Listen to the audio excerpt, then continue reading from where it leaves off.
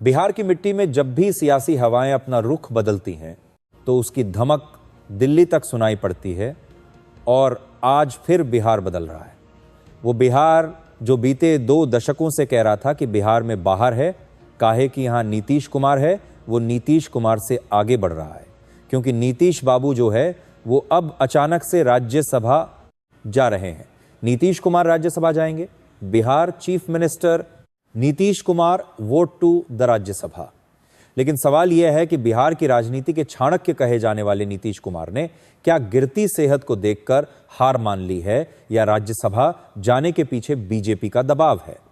क्या बीजेपी अब अपने 26 साल पुराने उस कसक को मिटाने जा रही है जहां उसने नीतीश बाबू को आगे करके कम सीट होने के बाद मुख्यमंत्री बना दिया था और तब से अब तक वह छोटा भाई बनकर रहे, या फिर नीतीश कुमार के बेटे निशांत कुमार की सॉफ्ट लॉन्चिंग यहीं से होगी और सीधे उन्हें डिप्टी सीएम बना दिया जाएगा? क्योंकि चुनाव जीतने के बाद नीतीश बाबू के बेटे का सॉफ्ट पीआर तो सोशल मीडिया पर करवाया गया था। कुल मिलाकर कहें तो बिहार आज एक नए युग की दहलीज पर खड़ा है और कई सारे सवाल तैर रहे हैं। सवाल यह है कि क्या बिहार को 4 दशकों के बाद कोई सवर्ण मुख्यमंत्री मिलेगा? क्या सम्राट चौधरी, जिन्हें कभी अमित शाह ने कहा था बहुत बड़े नेता बनेंगे, इनको हम बनाएंगे, वह मुख्यमंत्री की कुर्सी पर जाकर बैठेंगे, या फिर बीजेपी हरियाणा की तर्ज पर किसी अनजान चेहरे को लाकर सबको चौंकाएगी, जैसे भजन लाल या मोहन यादव ने चौंकाया था? क्या जेडीयू का विलय बीजेपी में होगा या निशांत कुमार के जरिए पार्टी को बचाए रखने की एक नई कोशिश है और एक नई जेडीयू की शुरुआत की जा रही है? इन तमाम सवालों के जवाब आज सभी के मन में है। आज बिहार के इन सवालों के जवाब तलाशने के लिए हमें बिहार की सत्ता के बंद कमरों की कहानी को समझना पड़ेगा और इसीलिए आज थोड़ा सब्र रखिएगा। अगले 10 मिनट में बिहार का पूरा गुणागणित जो है वह हम आपको सरल शब्दों में समझा देंगे। अब सबसे पहले बात करते हैं बीजेपी के 26 साल पुराने घाव को लेकर, जिसे शायद अमित शाह ठीक करना चाहते हैं। तो देखिए, बिहार में बीजेपी के भीतर एक बहुत पुरानी टीस है। साल 2000 के उन 7 दिनों की टीस जब बीजेपी के पास संख्या बल था, लेकिन इसके बावजूद बीजेपी ने नीतीश कुमार को अपनी पीठ पर बैठा लिया। उस वक्त के दिग्गज नेता अटल बिहारी वाजपेयी और लालकृष्ण आडवाणी ने गठबंधन धर्म निभाने के लिए नीतीश कुमार को नेता माना, लेकिन उसका खामियाजा बीजेपी बिहार ने अगली 2 पीढ़ियों तक भुगता। बीजेपी बिहार में सिर्फ एक कैडर पार्टी बनकर रह गई, जबकि नीतीश कुमार चेहरा बनकर रहे और अब 26 सालों के बाद वापस उसी दहलीज पर बीजेपी खड़ी है जहां शायद वह अटल बिहारी वाजपेयी और आडवाणी वाली गलती दोहराना ना चाहे। सूत्रों की माने तो अमित शाह ने साफ कर दिया है कि इस बार समझौता बीजेपी की शर्तों पर होगा। कहा जा रहा है कि फार्मूला निकाला गया है जहां पर सीएम बीजेपी का होगा और 2 डिप्टी सीएम जो है वह जेडीयू के होंगे। एक फार्मूला और है कि जो चल रहा था वही चलेगा, यानी सीएम जो है वह जेडीयू का होगा और 2 डिप्टी सीएम बीजेपी का। लेकिन इस हालत में क्या नीतीश कुमार के बेटे की लॉन्चिंग हो पाएगी? शायद नहीं। और अगर बेटे की लॉन्चिंग करनी है तो इससे अच्छा मौका नीतीश कुमार को नहीं मिलेगा और यह बीजेपी और जेडीयू दोनों के हित में होगा, क्योंकि दोनों पार्टियां जानती हैं किसमें उनका नफा है। मसलन बीजेपी जानती है कि अगर इस बार मुख्यमंत्री नहीं बना तो राम जाने वो कौन सा दौर होगा जब बिहार में बीजेपी का मुख्यमंत्री बनेगा और बिहार में बीजेपी कार्यकर्ता इससे टूट सकता है। इसीलिए बीजेपी इस बार वेट एंड वॉच वाली स्थिति में नहीं है, वह फ्रंट फुट पर खेल रही है। भले ही तेजस्वी यादव कह रहे हैं कि अभी भी गुंजाइश है, हम 25 सीट ले बैठे हैं, अगर जेडीयू और कांग्रेस सब साथ मिलकर आ जाए तो हो सकता है खेला हो जाए, लेकिन उसकी संभावना बड़ी कम लगती है, क्योंकि अमित शाह पहले से ही बिहार में डटे हुए हैं और इस बार ऐसा लगता है कि बिहार में अपना स्वतंत्र अस्तित्व स्थापित करना चाहते हैं। अब अगर मान लेते हैं कि बीजेपी का मुख्यमंत्री बनेगा तो सवाल है कौन बनेगा। तो देखिए, बिहार में पहला नाम जो चल रहा है वो चल रहा है सम्राट चौधरी का। सवाल उठ रहा है कि क्या लवकुश की चाबी बीजेपी को सत्ता दिलाएगी? बिहार की राजनीति में लवकुश यानी कोयरी कुर्मी समीकरण वैसा ही है जैसा महाराष्ट्र में मराठा या फिर हरियाणा में जाट। नीतीश कुमार ने 18 साल तक इसी 7% वोट बैंक के दम पर राज किया। सम्राट चौधरी इस समीकरण के सबसे बड़े हथियार हैं। सम्राट चौधरी के पक्ष में 3 बड़ी बातें हैं। जातीय गणित के हिसाब से कोरी समाज की आबादी कुर्मी समाज से ज्यादा है, जिससे सम्राट को आगे कर बीजेपी नीतीश के पूरे बेस को अपनी तरफ शिफ्ट कर सकती है। उनकी आक्रामक छवि उन्हें अलग बनाती है। क्योंकि सम्राट चौधरी वो इकलौते नेता हैं जो लालू परिवार की आंखों में आंखें डालकर बात करते हैं। और बीजेपी के कोर वोटर को आज ऐसा ही जुझारू और नया नेता चाहिए जो अगले 20-30 साल तक पॉलिटिक्स कर सके। इसके साथ ही उनके पास प्रशासनिक पकड़ भी है, क्योंकि पंचायती राज से लेकर स्वास्थ्य विभाग तक संभाल चुके हैं। लेकिन सम्राट के लिए चुनौती बाहर से ज्यादा अपने घर में है, क्योंकि बीजेपी का पुराना ब्राह्मण बनिया कोर वोटर अब तक उन्हें बाहरी मानता है। क्या बीजेपी का कैडर उन्हें खुले दिल से स्वीकारेगा? यह सवाल इसलिए भी अहम है क्योंकि बिहार बीजेपी कई दिग्गज नेता खुद को इस दौर में पीछे नहीं देखना चाहते। हालांकि हो वही जो राम रच रखा, ये दुनिया के लिए है, बीजेपी में हुई है वही जो अमित शाह चाहा। तो अमित शाह बिहार में है, बीजेपी के अध्यक्ष बिहार में है, वो इस पर फैसला लेंगे। आई डोंट थिंक सो कि वहां पर कोई सवाल उठा सकता है। हालांकि कुछ नाम और भी है। एक नाम विजय सिन्हा साहब का चल रहा है। सवर्ण कार्ड की क्या बिहार की राजनीति में अब सवर्ण चेहरा जो है उसे मौका मिलेगा? देखिए, बिहार की राजनीति में पिछले 35 सालों से एक अघोषित नियम रहा है कि मुख्यमंत्री पिछड़ा होगा, लेकिन विजय सिन्हा इस नियम को चुनौती दे सकते हैं। आरएसएस के बेहद करीबी हैं, प्रधानमंत्री नरेंद्र मोदी के भरोसेमंद हैं और मूल भाजपाई हैं।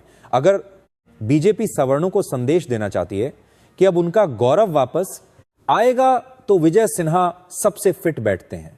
यूपी में योगी आदित्यनाथ का प्रयोग सफल रहा, जहां एक ठाकुर मुख्यमंत्री ने गैर यादव, ओबीसी और सवर्णों को एक साथ जोड़ा। अब सवाल यह है, क्या विजय सिन्हा बिहार के योगी बन पाएंगे?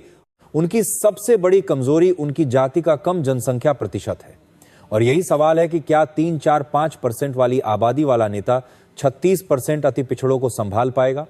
यहां बीजेपी को यह भी सोचना होगा कि क्या सवर्ण चेहरा बनाने से आरजेडी को मंडल बनाम कमंडल की राजनीति दोबारा शुरू करने का मौका तो नहीं मिल जाएगा, और क्या यह उनको बैकफायर तो नहीं कर जाएगा? खैर, बीजेपी के अलावा निशांत कुमार की सॉफ्ट लॉन्चिंग की भी चर्चा चल रही है। अब इसे आप विरासत का नाम दें या फिर विवशता का नाम दें, जेडीयू के भीतर पिछले 1 साल से बहुत ही खामोश लेकिन सोची समझी पीआर एक्सरसाइज चल रही है। अगर आपने सोशल मीडिया पर ध्यान दिया होगा तो नीतीश कुमार जब चुनाव जीते थे तो नीतीश के बेटे निशांत की सादगी के बहुत सारे रील, बहुत सारे एक्स पर फोटोज, वीडियोस डाले गए थे। अगर आपको लग रहा है कि वो इत्तेफाकन थे तो आप बहुत मासूम हैं, क्योंकि पॉलिटिक्स में कुछ भी इत्तेफाकन नहीं होता है। उसके पीछे एक पीआर एक्सरसाइज थी जो धीरे धीरे आपके दिमाग में डालने की थी, और बहुत सारे इन्फ्लुएंसर्स को पैसे दिए गए थे, क्योंकि निशांत कुमार वो शख्स है जो कैमरों से बचते थे, लेकिन बीते 1 साल में उन्हें सार्वजनिक कार्यक्रमों में दिखाया गया। यह भी खबर आई कि जेडीयू के अंदर कुछ टॉप लीडरशिप के नेता हैं जो उनको तैयार कर रहे हैं, तैयार सियासी बयानबाजी के लिए, तैयार पॉलिटिकल रिएक्शंस के लिए, तैयार पॉलिटिकल मैसेजिंग के लिए। अब नीतीश कुमार के लिए यह जरूरी है, जेडीयू के लिए भी यह जरूरी मजबूरी दोनों है, क्योंकि नीतीश कुमार के बाद जेडीयू अगर ताश के पत्तों की तरह ना बिखरे तो उसके लिए निशांत मजबूरी भी है और जरूरी भी है, क्योंकि कोई भी और नेता पार्टी को एकजुट नहीं रख सकता है। निशांत कुमार एक न्यूट्रल चेहरा है, और चर्चा यह है कि नीतीश कुमार की जो लंबी क्रेडिबिलिटी रही है उसका फायदा निशांत कुमार को दिया जाए। जो चर्चा चल रही है वो यही कि बीजेपी और नीतीश के बीच एक सीक्रेट डील हुई है, जिसके तहत बीजेपी का सीएम और निशांत डिप्टी सीएम बनेंगे। इससे नीतीश की विरासत ही बची रहेगी और बीजेपी को सत्ता की चाबी मिल जाएगी। निशांत की छवि एक पढ़े लिखे सुलझे युवा की है जो तेजस्वी यादव को कंपटीशन दे सकते हैं। यह कदम जेडीयू के उन नेताओं के लिए भी राहत भरा हो सकता है जो किसी दूसरे सीनियर नेता के नीचे काम करने के बजाय नीतीश के वारिस को स्वीकार करना पसंद करेंगे। अब सवाल यह है कि अगर निशांत कुमार के डिप्टी सीएम वाला फार्मूला ना हुआ और जेडीयू को अपना ही सीएम बनाना रहा, तो फिर कौन हो सकता है? तो देखिए, कई और नाम भी हैं। नीतीश के हनुमान की अगर बात की जाए, नीतीश के हनुमान है विजय चौधरी। विजय चौधरी के मामले में अगर अनुभव और भरोसे की बात आए तो नीतीश के सबसे बड़े संकट मोचन है, नंबर 2 की भूमिका में है। यदि बीजेपी किसी सवर्ण चेहरे पर जेडीयू के कोटे से राजी होती है तो विजय चौधरी का मजबूत आधार यहां पर है, उनकी स्वीकारिता जो है वह देखने को मिलेगी। दूसरी तरफ अशोक चौधरी, जो नीतीश के मानस पुत्र माने जाते हैं, दलित समाज से आते हैं। बिहार में दलितों की आबादी 16% है। बीजेपी और जेडीयू अगर किसी दलित चेहरे पर दाम लगाकर आरजेडी के पैरों के नीचे जमीन खिसकाना चाहे तो अशोक चौधरी का नाम भी डार्क हॉरर साबित हो सकता है। यह न केवल सामाजिक न्याय की राजनीति का नया मोड़ होगा, बल्कि विपक्ष के पास इसका कोई काट नहीं होगा। हालांकि इन सब के बीच में सरप्राइज फैक्टर भी हो सकता है। बीजेपी और जेडीयू की तरफ से क्या कोई सरप्राइज फैक्टर आएगा? क्योंकि अमित शाह की बीजेपी की यह खास शैली है कि जब सब लोग पुराने चेहरों के बारे में सोच रहे होते हैं तो वह बिल्कुल किसी अनजान व्यक्ति को सीएम बना देते हैं। बिहार में बीजेपी के पास कई ऐसे अति पिछड़ा नेता हैं जो लो प्रोफाइल रहते हैं। अति पिछड़ा वर्ग बिहार की आबादी का 36% है। अगर बीजेपी केवट मल्ला या तेली समाज के नेता को मुख्यमंत्री बना देती है तो यह बिहार की राजनीति का सबसे बड़ा विस्फोट होगा। एक कदम आरजेडी के एमवाई समीकरण को पूरी तरह प्रसंगित कर देगा और बिहार की राजनीति में एक ऐसे वर्ग का नेतृत्व देगा जो दशकों से केवल वोट बैंक बनकर रह गया है। यह रिस्क बीजेपी को बिहार में स्थायी रूप से नंबर 1 बना सकता है और इसके चांसेस बहुत ज्यादा है। खैर, कुल मिलाकर क्या नीतीश कुमार का राज्यसभा जाना बिहार में नीतीश कुमार के युग का अंत है? नीतीश कुमार का राज्यसभा जाना केवल पद का त्याग नहीं है, ये बिहार में एक बड़े राजनीतिक बदलाव की भूमिका है। ये अगली पीढ़ी को विरासत देना है। नीतीश बाबू जानते हैं कि उनकी लिमिटेशंस है सेहत को देखते हुए, ऐसे में वह खुद को स्टेटमैन की भूमिका में ले जाने का फैसला शायद कर रहे हो ताकि अपनी पार्टी और अपने बेटे निशांत का भविष्य सुरक्षित कर सकें। लेकिन बीजेपी के लिए डगर आसान नहीं है, क्योंकि अगर मुख्यमंत्री के चुनाव में जरा सी चूक हुई तो तेजस्वी यादव बिहारी बनाम बाहरी या पिछड़ा बनाम सवर्ण का कार्ड खेलकर बाजी पलट सकते हैं। बिहार अब उस मोड़ पर है जहां यह गलत फैसला किसी को भी अर्श से फर्श पर पहुंचा सकता है। आने वाले कुछ महीनों में हम इन सवालों के जवाब जान पाएंगे कि क्या बीजेपी 26 साल पुरानी गलती को ठीक करेगी या पिछलग्गू बनकर घूमती रहेगी। क्या निशांत कुमार बिहार के नए युवा आइकन बनेंगे? और सबसे बड़ा सवाल तो ये कि क्या नीतीश कुमार राज्यसभा से भी बिहार की सत्ता का रिमोट कंट्रोल अपने हाथ में रखेंगे? देखिए, बिहार है बाबू, यहां पर कुछ भी यूं ही नहीं होता और जो होता है उसके पीछे ही बहुत कुछ होता है। और नीतीश बाबू के बारे में तो वैसे भी कहते हैं कि उनके दाएं हाथ को नहीं पता बाएं हाथ में क्या है। लालू जी कहे थे ना, उनके पेट में 2 ठू दांत है। वो है तो बिहार की सियासत और क्लाइमेक्स अभी बाकी है। अभी तो पिक्चर की शुरुआत हुई है, ट्रेलर आया है, ट्रेलर का मजा लीजिए। आगे जानकारी जो होगी वो हम आप तक पहुंचाते रहेंगे।